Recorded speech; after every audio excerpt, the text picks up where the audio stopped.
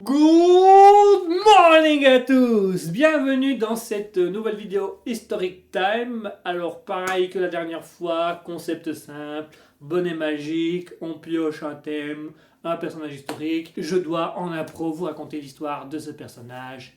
C'est parti. Mélange. On y va, on pioche. Nous avons aujourd'hui Louis de Finesse. Alors, Louis de Finesse, c'est moi Louis de Finesse, c'est moi, ça c'est moi, ça c'est moi c'est Louis de Finesse. Alors, moi Louis de Finesse, oui, je fais ça, normalement je chauffe, là il n'y a plus rien là, il y a plus, oh, regardez-moi ici, là, voilà, vous me regardez là, voilà. J'ai dit là, voilà, ça c'est très bien. Je suis né dans une famille, comment dire, un petit peu difficile. Je sais pas si ça se voit beaucoup. Comment expliquer la chose. Je suis né d'un papa et d'une maman.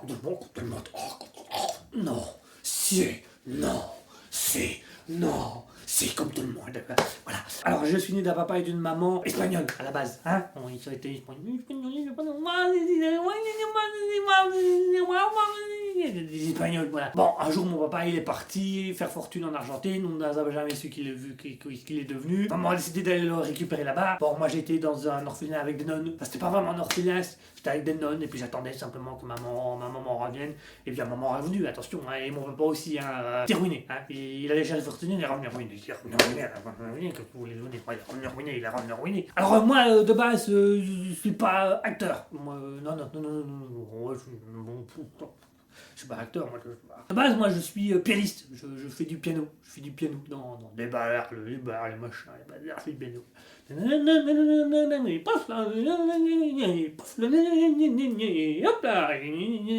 Je connais plus de 300 chansons de mémoire. Hein. Attention, hein, vous me donnez un piano. Moi,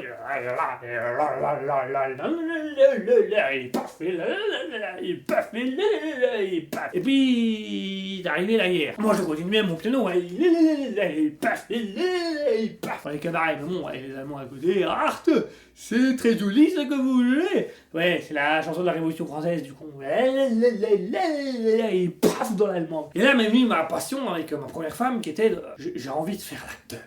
J'ai envie de faire le cinéma, j'ai envie de faire le théâtre. Je me suis dit, allez, je me lance. Je me promenais comme ça, c'était à Paris avec ma femme ou on va essayer de rechercher un petit peu des producteurs, comme la tête connue, sans leur parler. Oh, mais j'aimerais faire du cinéma, machin. Bon, je demandais à ma femme de dire au monsieur, dis-lui que je fais du cinéma. Moi, j'étais malade. Moi,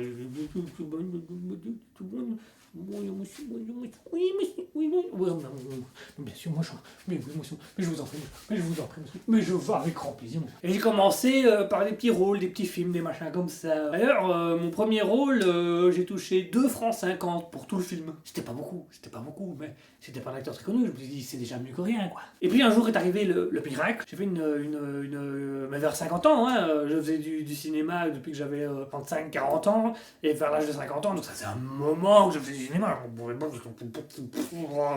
C'était trop. Et puis, j'ai fini par faire la pièce de théâtre Oscar, qui était un petit succès théâtral, bien promis, bien beau, tout ça. Et puis on a décidé, oh, allez, si on le faisait au cinéma, allez, d'accord, faisons-le au cinéma, moi je fais. Et puis on a refait Oscar au cinéma, et c'est devenu un très grand film. Et à partir de là, j'ai commencé, à partir de là, ma carrière a explosé. Les gendarmes, le Cornio, la Grande Vadrouille. D'ailleurs, il y a une rumeur qui dit que selon laquelle j'étais en conflit avec Bourvil, c'est vous, Bourvil, c'est mon ami. Bourvil me faisait rire, monsieur. Il me faisait rire, monsieur. J'étais tout seul comme ça dans mon coin en train de lire mon texte et lui il arrivait et il me chantait sa chanson des abeilles. Vous savez, les abeilles.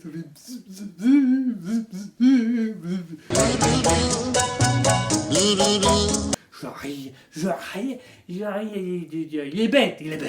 Bon, il est bête, mais c'est un acteur, mais d'une immensité, monsieur. Ah, je n'en revenais pas. D'ailleurs, je dis monsieur, mais ça peut être madame, mais je ne sais pas, parce que tout ce que je vois, c'est une caméra, et on me demande de parler à la caméra. Moi, généralement, je joue devant la caméra, je ne parle pas à la caméra, j'aime pas parler à la caméra, ça me gêne, c'est horrifiant. Et donc, j'ai joué avec Bourvil, un grand homme. Quand il est mort, ça m'a fait du mal. Oh mec, ça m'a fait du mal. D'ailleurs, à titre d'information, la ruée vers l'or, non pas la ruée vers l'or, qu'est-ce que je raconte, n'importe quoi. C'est fou de dire autant n'importe quoi. quoi. Taisez-vous. Alors partir, taisez-vous. Dans la folie des grandeurs, je joue avec Yves Montand. Yves Montand qui était la star à l'époque, la star de la chanson, la star du cinéma, la star de tout, la starlette. C'était vraiment la starlette. La starlette. Normalement, ce truc devait être tenu par Bourvil. Et j'ai fait ça avec le réalisateur qui a réalisé aussi Rabbi Jacob et Le Cornio, qui est un grand réalisateur que j'aime beaucoup. D'ailleurs, je suis un peu copain avec sa maman. On est le même âge en même temps. Donc, c'est pas grave. Et donc, normalement,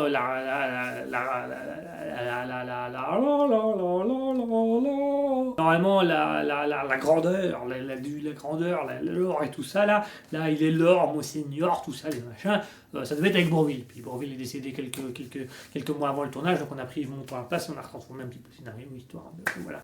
Et j'aime beaucoup ça, j'aime beaucoup le cinéma, j'aime beaucoup le théâtre. Ça a été mon plaisir, mon gros plaisir. Je leur disais toujours, je suis excentrique, je ne suis pas excentrique, même dans Rabbi Jacob, il n'était pas excentrique. Il me faut du temps pour faire une bonne scène, mais je ne suis pas excentrique. Et on se rappelle de quoi? On se rappelle de Victor Puvert. Victor Puvert. Les gens se rappellent ça. Victor Puvert. Ça se rappelle pas de...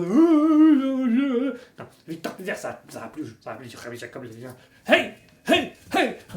Non, ça rappelle aux gens. Le gendarme, regardez-moi là, voilà, ça, là, je disais ici, là, toujours là. Non, c'est toujours pas là, pas là, toujours là, voilà. C'était autre chose que le cinéma actuel, mais en vrai, je ne peux pas le dire, parce que je suis plat, hein. Techniquement, je suis décédé. Oui, d'ailleurs, je suis décédé. Pour ceux qui ne le savaient pas, je suis décédé. Je suis mort d'une crise cardiaque, voilà, tout ce qui est basique, voilà. J'étais vieux, j'avais de l'âge, mon cœur, il en avait un petit peu marre, j'avais un peu trop d'émotion dans ce que je disais, mais voilà, c'est parti.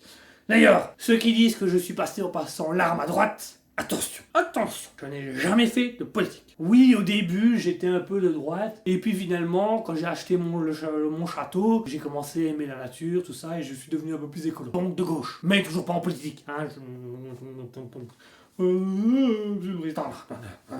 Non, ça se non. Je vais devenir dans la politique. Ça aurait fait un grand boum, un grand boum, un grand ah. Oh, ouais, fait peur. Je vais arriver par là.